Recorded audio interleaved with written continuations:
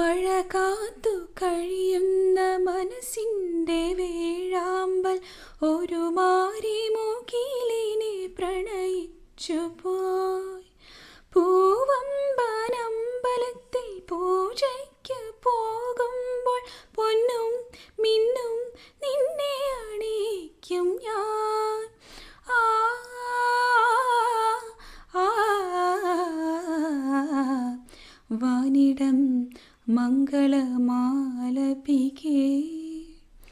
ഓമനേ നിന്നെ ഞാൻ സ്വന്തമാക്കും.